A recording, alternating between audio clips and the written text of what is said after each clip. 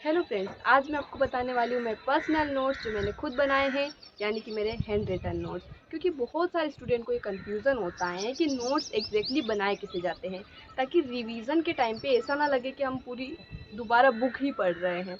ठीक है, जो हमें चाहिए वो हमें नोट्स के थ्रू मिल सके। ठीक है, नोट्स का मतलब ये होता है कि एग्ज़ाम टाइम पर या फिर रिविज़न के टाइम पर हम आसानी से उनको रिवाइज़ कर सकें और समझ सकें पूरी तरह से। ठीक है, तो चलिए शुरू करते हैं। एग्जाम्पल के लिए हम यहाँ पर एसएसटी की बात करेंगे, जिसमें हिस्ट्री, ज्योग्राफी और सिविक्स की हम बात करेंगे। यहाँ पर मेरे पास मेरी नोट्स कॉपी भी है, which you can see here. तो इसमें से मैं आपको बताने वाली हूँ कि एग्जैक्टली मैंने नोट्स कैसे बनाए हैं, और साथ में मेरे पास यहाँ पर बुक भी है जो कि है क्लास 8 हिस्ट्री की आवर पास्ट पार्ट 3, ताकि आपको ये भी पता लग सके कि बुक से मैं कैसे रीडिंग करती हूँ और आपको कैसे रीडिंग करना है, ताकि आप प्रोडक्टिवली पढ़ाई कर पाएँ। ठीक है, आपको ऐसा ना लगे कि बुक पढ़ने के बाद हमने पूरा पढ़ लिया, हमें कुछ समझ ही ना आया, आपका टाइम वेस्ट ना हो। तो चलिए शुरू करते हैं। तो ये मेरे नोट्स कॉपी है, देख सकते हैं आप, इस तरीके से मैंने यहाँ पर नोट्स बनाए हुए हैं। ठीक है, हम एग्जाम्पल से समझेंगे कि हर एक सब्जेक्ट में नोट्स कैसे बनाने। जैसे ज्योग्राफी की अगर हम बात करें तो रिसेंटली मैंने जो चैप्टर कंप्लीट किया है ज्योग्राफी का है, कौन सा, land, soil, water, natural vegetation and wild life resources. I hope आपको दिख रहा होगा। ठीक है, क्या लिखना है, लैंड के बारे में लिखा कि पब्लिक होती है, कम्युनिटी लैंड होती है, उसके यूजेस लिखे हैं। ठीक है, यूजेस कौन कौन डिटरमाइन करता है, फिजिकल फैक्टर और ह्यूमन फैक्टर। प्रॉब्लम क्या है, कंजर्वेशन कैसे कर सकते हैं। सोइल की बात करें तो सिमिलरली सोइल में भी मैंने लिखा है कि क्या क्या मिलकर सोइल को बनाते हैं, फैक्टर्स क्या हैं उसके फॉर्मेशन के लिए। प्रॉब्लम और कंजर्वेशन की हम यहाँ पर बात करते हैं। वाटर की बात करें, उसके यूजेस, शॉर्टेज क्या है, शॉर्टेज क्यों होती है, कंजर्वेशन में यहाँ पर कंजर्वेशन मेजर्स लिखने हैं। सिमिलरली वेजिटेशन की बात करें, grass land, scrub, Tundra, forest, ये वेजिटेशन होती है। प्रॉब्लम है, ह्यूमंस भी प्रॉब्लम है, क्लाइमेट भी प्रॉब्लम है। कंजर्वेशन हम कैसे कर सकते हैं, यहाँ पर मैंने लिखा है। इस तरीके से आपको नोट्स बनाने हैं। ठीक है, क्या हमें समझ आया। शॉर्ट शॉर्ट पॉइंट में लिखना है, लॉन्ग सेंटेंसेस आपको नहीं लिखने हैं।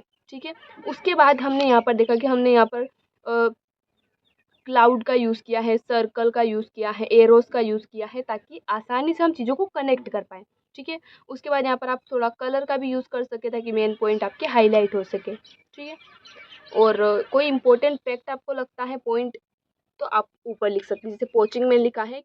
अब हम किसी और सब्जेक्ट की बात कर लेते हैं, जैसे हम बात कर लेते हैं सिविक्स की। तो सिविक्स में बेसिक सा चैप्टर हम पढ़ते हैं, द इंडियन कॉन्स्टिट्यूशन। ठीक है, तो सबसे पहले मैंने यहाँ पर क्या लिखा है, कॉन्स्टिट्यूशन के बारे में सेट ऑफ रूल्स होता है, रिटन भी हो सकता है, अनरिटन भी हो सकता है। कॉन्स्टिट्यूएंट असेंबली के द्वारा बनाया गया 1946 से 49 के बीच में। कॉन्स्टिट्यूएंट असेंबली की डिमांड की गई थी 1934 में इंडियन नेशनल कांग्रेस के द्वारा, और दिसंबर 1946 में कॉन्स्टिट्यूएंट असेंबली बन जाती है, और फिर 2 साल 11 माह 18 दिन में वो कॉन्स्टिट्यूशन बनाती है। इसकी नीड क्या है, तो इस तरीके से आप देख सकते हैं कितने अच्छे से पॉइंटर्स में मैंने लिखा है। जिसे फंडामेंटल और नेचर ऑफ सोसाइटी डिसाइड करता है ये constitution. Nature of countries political system define करता है। हमें टायरेनी ऑफ मेजोरिटी से प्रोटेक्ट करता है।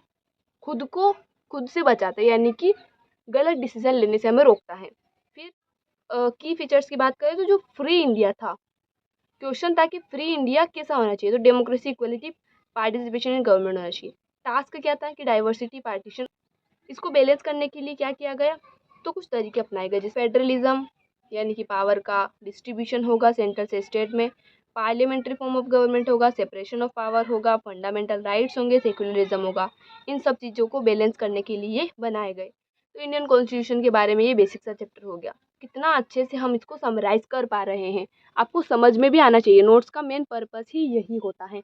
तो अब हम बात कर लेते हैं हिस्ट्री की। हिस्ट्री में हम क्लास 6 का चैप्टर ले लेते हैं। हिस्ट्री में हम बात कर लेते हैं बिल्डिंग, पेंटिंग एंड बुक्स, जो कि हमारा एक चैप्टर है, जो कि आप यहाँ पर देख ही सकते हो। तो इसके नोट्स कैसे बनाए हैं, सबसे पहले आयरन पिलर की बात करी हमने, बिल्डिंग्स के अंदर ही आता है। तो मेहरौली दिल्ली में है, कितने साल पुराना है क्या, उसके बारे में डिस्क्रिप्शन हमने यहाँ पर लिख दिया है। ठीक है, इम्पोर्टेंट पॉइंट क्या है, स्टिल नो रस्टिंग। बिल्डिंग्स की बात करें तो आर्टिफिशियल केव्स, टेम्पल्स और स्तूप भी होते हैं, इनके बारे में भी हमने यहाँ पर लिखा है। पेंटिंग्स की बात करें तो अजंता केव्स में हमें मिलती है। बुक्स की बात करें तो तमिल एपिक्स मिलते हैं, संस्कृत एपिक्स मिलते हैं, आर्यभट्ट जो कि हम बुक्स की ही बात कर रहे हैं तो इसमें आर्यभट्ट की कुछ इंपॉर्टेंट बुक्स आ जाती हैं, मैथमेटिक्स, एस्ट्रोनॉमी की। और इस तरीके से हमने यहाँ पर पूरा चैप्टर हमारा कवर कर लिया है। और भी चैप्टर के बारे में अगर आपको डिटेल में जानना है तो आप कमेंट में ज़रूर बताएं। तो गाइस अब हम बात कर लेते हैं कि बुक एग्जैक्टली हमें कैसे पढ़नी है। तो यहाँ पर एग्जांपल के लिए हम चैप्टर देख लेते हैं। क्लास 8 का ये चैप्टर है, तो इसमें हम बात कर लेते हैं कि कैसे मैंने चैप्टर को पढ़ा है। अभी तक इसके नोट्स नहीं बनाए हैं, लेकिन अब बनाने वाली हूँ, तो जो कि कैसे बनाने हैं वो हम डिस्कस करने वाले हैं। तो यहाँ पर आप देख सकते हैं चैप्टर है हमारा। इसमें हिस्ट्री की बात करें, हर सब्जेक्ट को पढ़ने के तरीके अलग होते हैं। जैसे ज्योग्राफी में हम इम्पोर्टेंट डायग्राम जो है वो बना सकते हैं साथ साथ में। सिविक्स का अलग तरीका होता है। हिस्ट्री की बात करें तो हिस्ट्री में बहुत ज़्यादा लंबे लंबे पैराग्राफ होते हैं जो कि हमें बोरिंग लगते हैं लेकिन होते नहीं हैं। ठीक है, यहाँ पर आप देख सकते हैं जैसे कि मैंने लिखा है पैराग्राफ है, तो उसका मैंने यहाँ पर समराइज़ करके इसको लिख दिया है। जैसे कि आगे मैं आपको बताऊँगी क्या मैंने यहाँ पर लिखा है। जैसे आप देख सकते हैं यहाँ पर आपको क्लियरली समझ आ जाएगा। तो यहाँ पर मैंने क्या लिखा है, यहाँ पर मैंने लिखा है कि ईस्ट इंडिया कंपनी, ये वाला जो पॉइंट है यहाँ पर कि ईस्ट इंडिया कंपनी जो है ईस्ट में आती है। तो यहाँ पर मैंने लिखा है कैसे वो आती है। तो वो चार्टर लेकर आती है एलिजाबेथ से और यहाँ पर ट्रेड करने लग जाती है, इसके बारे में मैंने लिखा है। फिर यहाँ पर एक और पॉइंट बना के मैंने लिखा है कि वो फैक्ट्रीज बनाना चालू कर देती हैं, ज़मींदारी राइट्स ले लेती है। इस तरीके से मैंने यहाँ पर लिखा है। तो आई होप आपको समझ आ चुका होगा। जैसे कि आप देख सकते हैं तो यहाँ पर मैंने देखा कि प्लासी का बैटल कैसे होता है, जैसे यहाँ पर आप देख सकते हैं। तो ऐसे हिस्ट्री में क्या होता है कि बहुत ज़्यादा डिटेल्ड पैराग्राफ्स होते हैं, तो नोट्स बनाने जब हम बैठेंगे तो बहुत सारी चीज़ें हम भूल जाते हैं। इसलिए आप जब रीडिंग कर रहे हैं तो साथ साथ में आप पॉइंट्स को लिखते जाइए ताकि आप कनेक्टिविटी बना पाए। नोट्स आपको बिना देखे लिखने, बुक से लिखने बैठेंगे तो पूरा कॉपी पेस्ट हो जाएगा। ठीक है, रिविज़न करने में प्रॉब्लम होगी। ऐसे अगर आप बनाते हैं जैसा मैंने अभी बताया है, रीडिंग करके इंपॉर्टेंट पॉइंट साइड में लिख के, तो आप लंबे समय तक उन्हें याद रख पाएंगे, आपको समझ आएगी चीज़ें। ठीक है, अब हम पूरे वीडियो को समराइज़ कर लेते हैं कि आखिर हमें नोट्स कैसे बनाने हैं। फर्स्ट पॉइंट कि लंबे सेंटेंस की बजाय शॉर्ट पॉइंट्स में लिखिए। इससे आपके नोट ज़्यादा लंबे नहीं लगेंगे, ज़्यादा बोरिंग नहीं दिखेंगे, आपको पढ़ने में इंटरेस्टिंग लगेंगे और समझ में भी आएंगे। एग्जाम्पल के लिए जैसा कि आप यहाँ पर देख सकते हैं, तो कितने यहाँ पर हमने लॉन्ग सेंटेंस एक भी नहीं लिखा है, बिल्कुल शॉर्ट हमने लिखे और हमें समझ में भी ये आ सकते हैं। ठीक है, इसके बाद अगर हम बात करें और तो विजुअल्स का आप यूज़ कीजिए।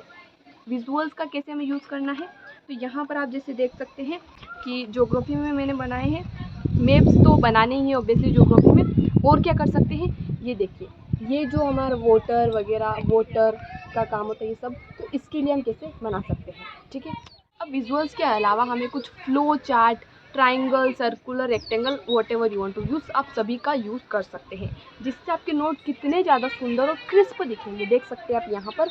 ऐसा नहीं है कि मैं कुछ आपको तुक्के लगा के बता रही हूँ, मैंने एक्सपीरियंस किया है। इनिशियली अगर आप मेरे नोट्स देखेंगे तो मैंने बहुत लंबे सेंटेंस में लिखा था, लेकिन धीरे धीरे आई रियलाइज़ कि क्रिस्प पॉइंट में लिखना कितना ज़्यादा ज़रूरी है। रिवीजन के टाइम पे हमें इनसे कितनी मदद मिलती है। तो आई होप आपको ये वीडियो पसंद आया होगा। मिलते हैं अगले वीडियो में नए टॉपिक के साथ, नए चैप्टर के साथ। तब तक के लिए धन्यवाद।